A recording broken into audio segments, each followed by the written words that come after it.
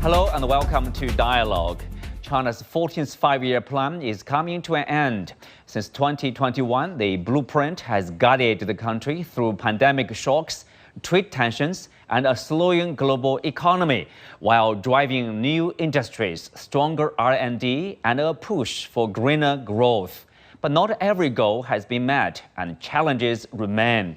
So what will the next plan need to deliver? And how can China break through bottlenecks, sustain high-quality growth, and balance development with national security in uncertain times? Join us for our discussion today from Beijing. I'm Xu Qinduo.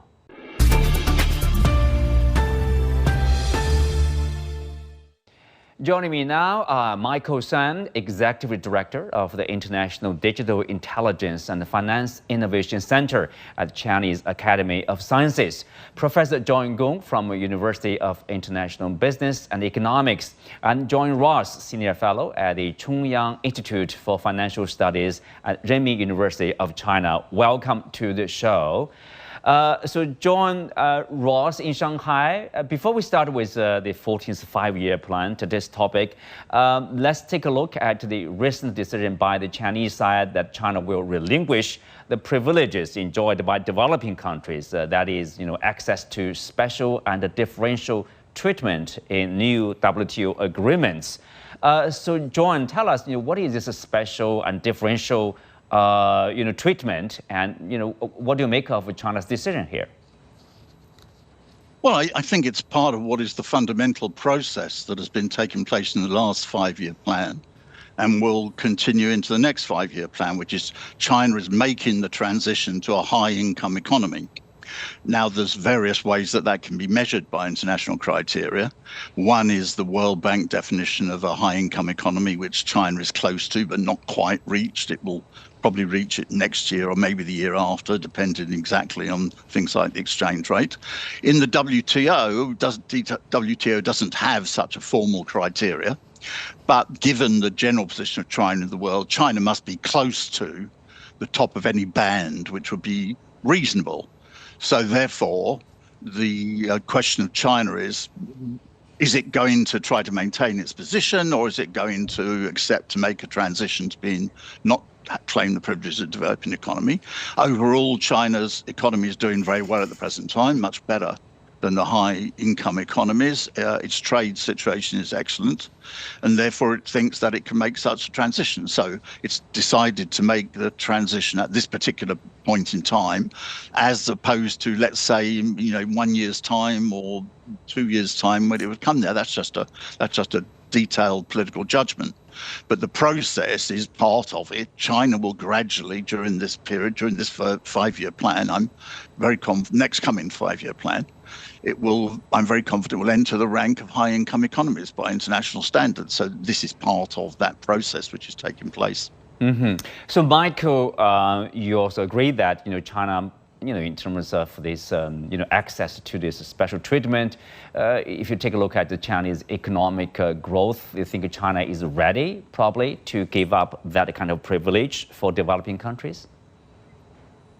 Absolutely. I think that China's growth pattern is in economic development, especially in the high-tech arenas, is really allowing it to accelerate to become, considered a developed country. Yeah. Mm-hmm. John Gong, the WTO response to such a decision is, it is a key to WTO reform. From the Chinese side, people are talking about, that's being responsible and also to push forward the multilateral talks or to maintain probably the globalization, let's say.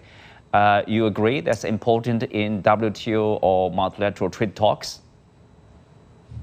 Well, I think the WTO statement regards the way countries are classified in the WTO system.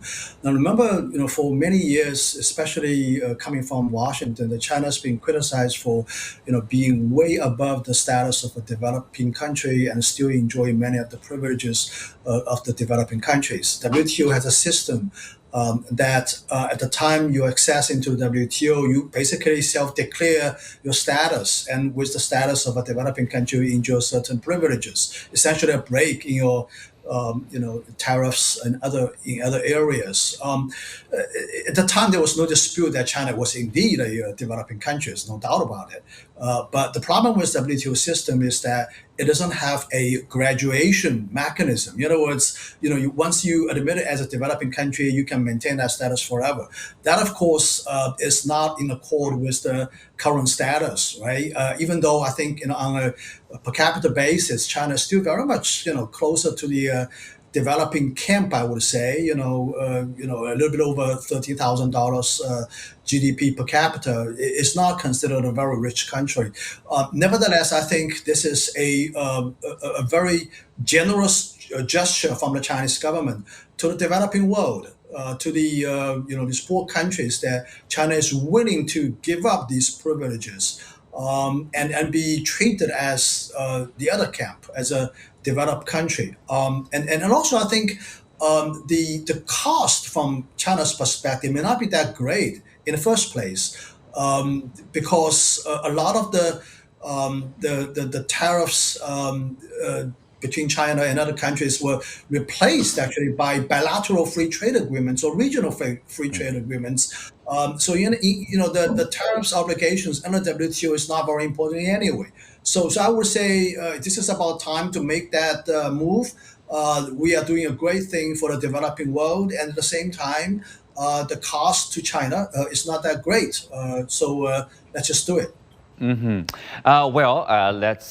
take a look at the overall, economic status of China over the past 5 years, the so-called 14th five-year plan. John Ross, we know the 14th five-year plan, set about 20 major targets across growth, innovation, people's livelihoods, the environment, and security. As an international observer, how do you look at the past 5 years? Of course, there were challenges. We all know that, pandemic, for example, tariffs, etc. I mean, what are the highlights to you? What impressed you probably? Well, I think the most important is the high technology development of the economy. That is the progress made in this, because China wished to make the transition, if you may say an overarching theme, is to make the transition from what you might call quantitative expansion of production.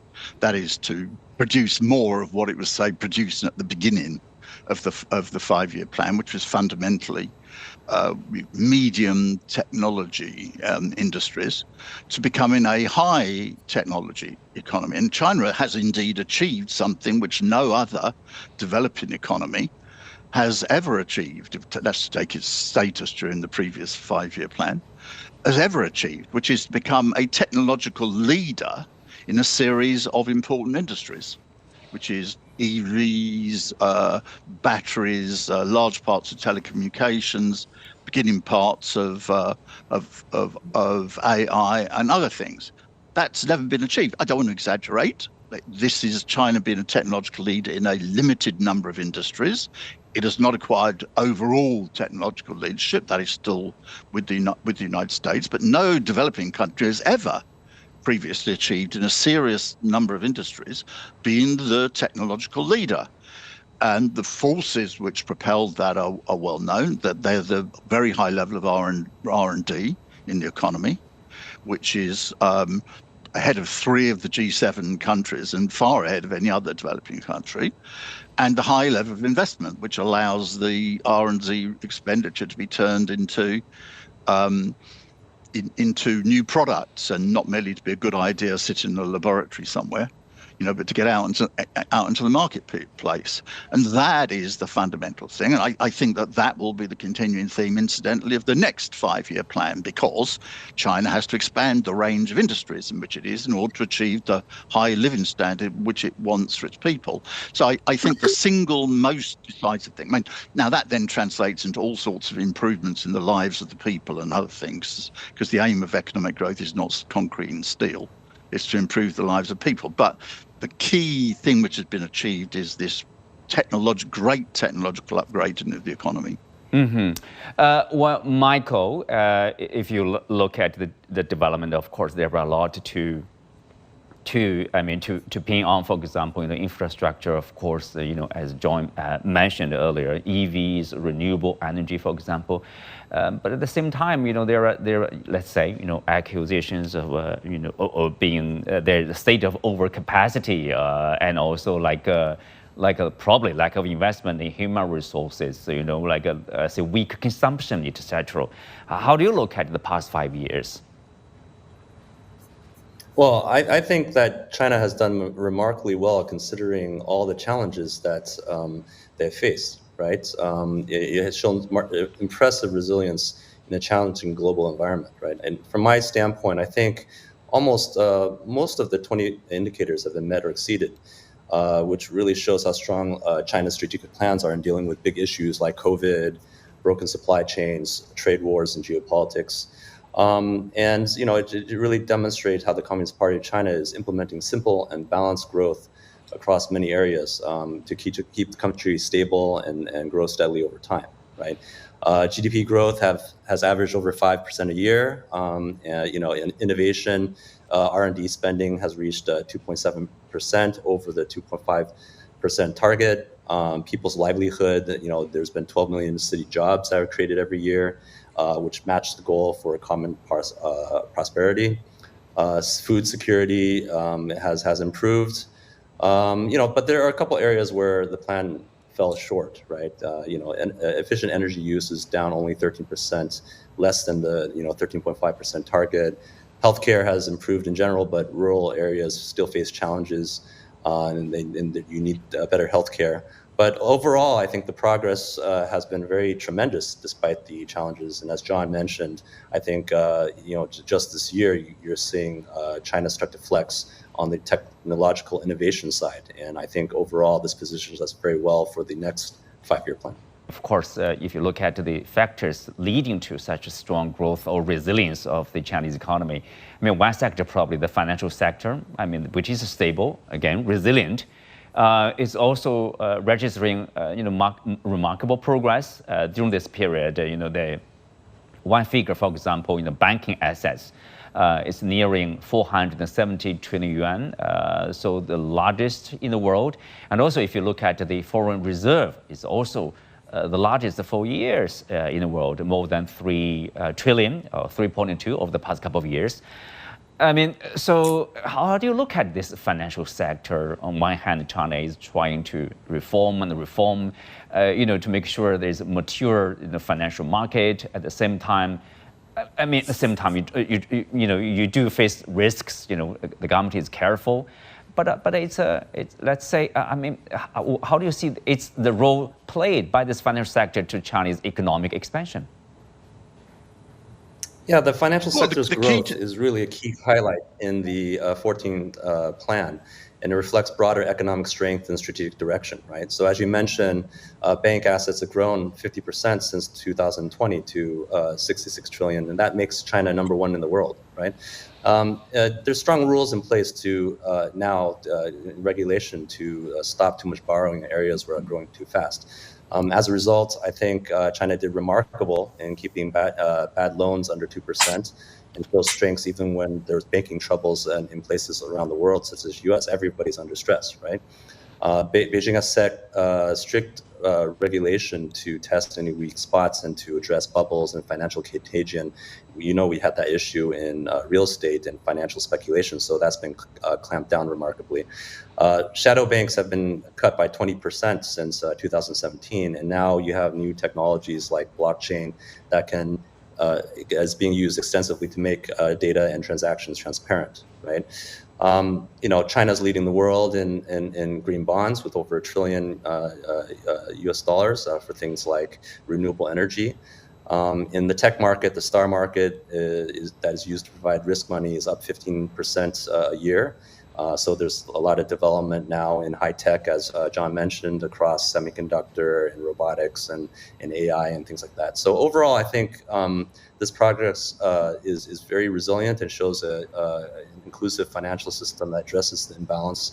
And the goal is to boost capital markets and develop further the financial ecosystem in the next phase. And I think this really positions us in the next 5-year plan to cement China's position as a global financial powerhouse with the advancing RMB internationalization, which is right now 10% of world reserves. That's a huge, remarkable jump, which will allow for cross-border transactions and enable leadership in reforming international finance through institutions like AIAB.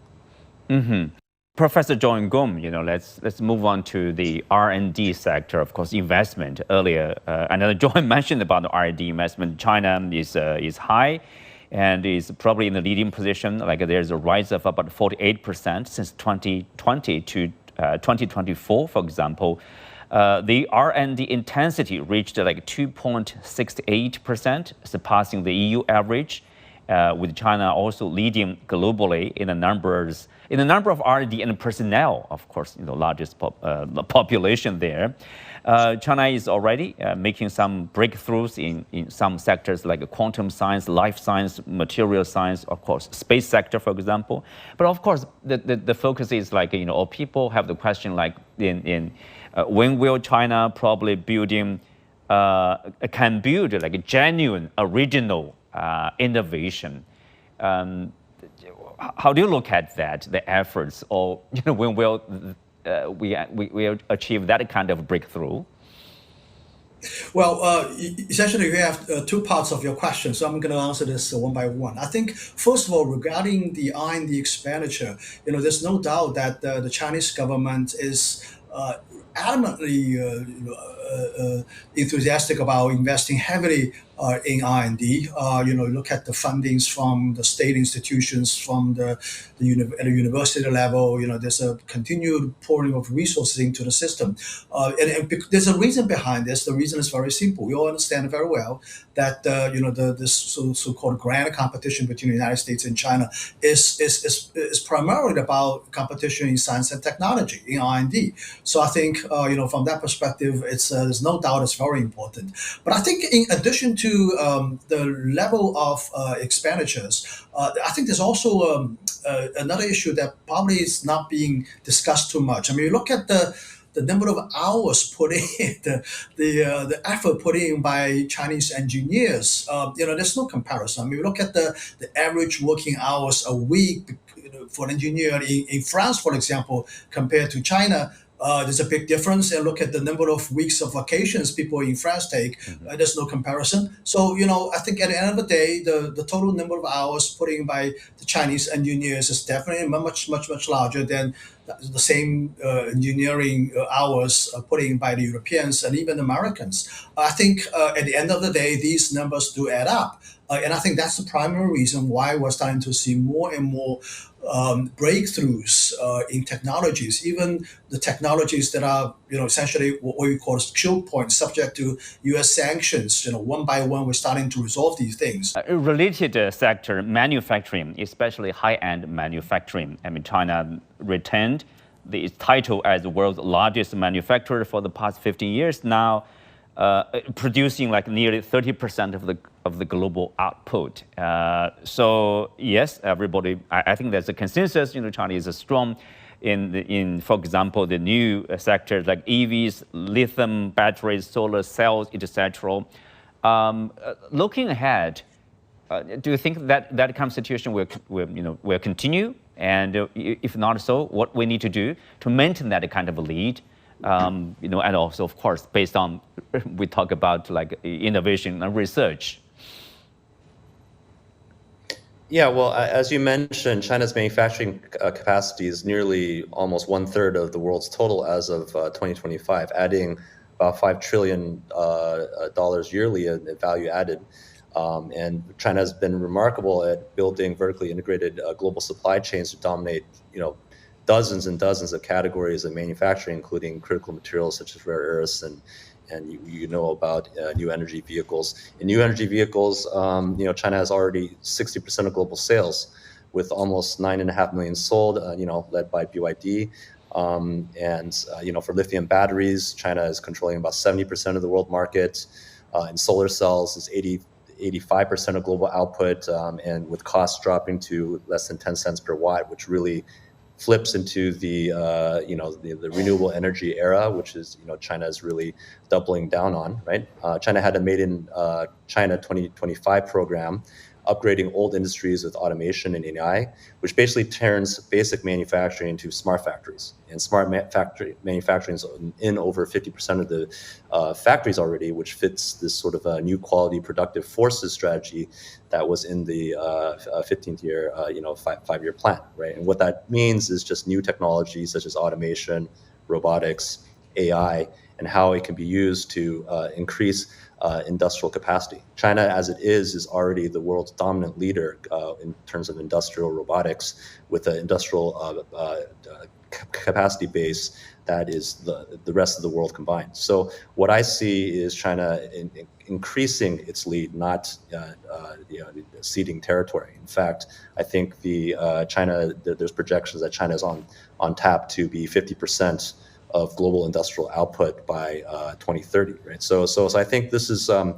continuous trend, and I believe it will be more accelerated given that China is doubling down on the productive factors, namely AI and robotics. And in contrast to places like the US, where, of course, it has a very strong AI program, China's unique focus is to take these technologies for industrial applications, right? And vertically integrating supply chains and combining it with 5G so that you have industrial internet and things like that. So and that requires a lot of strategic investment over long periods of time, where places like market-driven forces in terms of capitalist areas don't have that sort of sustained strategy over, say, decades, whereas China has already a 35-year plan, that kind of thing. So I see China continuing to accelerate its leadership. Michael, in October, China will unveil the draft of the next 5-year plan. So you talked about continuous investment, in technology, in manufacturing. What else should be the priority, probably, for the nation for the next 5 years? Well, I expect bold targets in high quality growth and innovation, national security, and emphasizing kind of like a strategic endurance to handle a lot of external pressures while focusing on long-term resilience. It will build on the third plenum,'s market and institutional reforms to boost efficiency and innovation ecosystems, right? A key task is raising consumption to 60% of GDP via wage increases and social safety nets, and to shift from the export-driven dominance to a domestic demand for economic insulation. I think also another key point is achieving self-reliance finally in semiconductors and AI to mitigate external risks under this sort of new quality productive forces framework for industry upgrades, right? And then, of course, President Xi is committed to be carbon neutral by 2060, so improve on the emission cuts and renewable expansions. China has also really focused on this idea of common prosperity, and so China will continue to implement progressive measures such as tax and rural support to narrow disparities and enhance social stability. And I think a highlight is the party's really focusing now these days on how to effectively govern AI in an ethical and enlightened way, right? Aligning with socialist values to boost productivity without widening gaps. And in fact, China recently announced a new global AI governance framework. And again, in sharp contrast to the US, which is focused on US dominance, China is trying to create a more inclusive, open governance system and invites all nations to have a seat, bigger or small. So I think that will follow the trend of multipolarity, and I think is probably in general going to win out in the end, right? So all these things in the next 5-year plan will reinforce party leadership strategies. Also things like dual circulation, where instead of just focusing outward because there's a lot of trade wars and a lot of disruption, to really develop the internal engine of China. And with $1.4 billion people, you have the unique advantage of being able to, you can shut yourself from the rest of the world and still have a vibrant economy inside. So this dual circulation strategy will mitigate a lot of the risks related to the trade war and external geopolitics. And as both systems develop, China can be more resilient and modernize with sustainable development. We're joined, also on the next 5-year plan. China has set this long-term goal of reaching the level of middle developed countries by 2035 in per capita GDP. So, what kind of growth rate is necessary in the next 5 years to stay on track? Well, GDP growth has its life of its own, and in economics we have a sort of a convergence theory that says that as a country's economic status keeps approaching the developed status, the growth rate is going to be slowed down eventually. This is actually very clear. Look at the average growth rate for country in the European Union. 1 point some percentage, 2% is considered a very good year. In the United States, a little bit better. Over 3% is considered very good. Inevitably, and I'm not shy about saying this, China is very quickly moving towards that direction. I think even today, just maintaining a 5% growth rate for the next, let's say, 3 or 4 years could be a big challenge in my view, because we are already very big. I mean, if you want to add another 5% on top of China's current economy, we're talking about virtually creating the size of the economic size of Canada or Australia just in 1 year, right? So that's a breathtaking step. So I think inevitably we're going to slow down, and very quickly we're probably going to talk about maybe 4% growth or nearly 5% growth on average. So my projection for the next 10 years will be more in the 4% territory. I think that's even a tall order. That would be great if we can achieve that, because by that time, China is a developed country, period. And a 4% growth is phenomenal in that part of the world. So, if you ask me what is my projection, I would say if we can grow by 4% a year on average for the next 10 years, we're in very good shape. But the goal will be achieved, like middle developed countries in terms of per capita GDP, right? Yeah. So this is we have to be. That's what matters. That's what matters, right? And set realistic targets. That's what I'm trying to say. Yes. Well, with that, we come to the end of today's show. Many thanks to our guests. You can also watch us on the CGTN app on YouTube. I'm Xu Qinduo. Thanks for being with us. See you next time.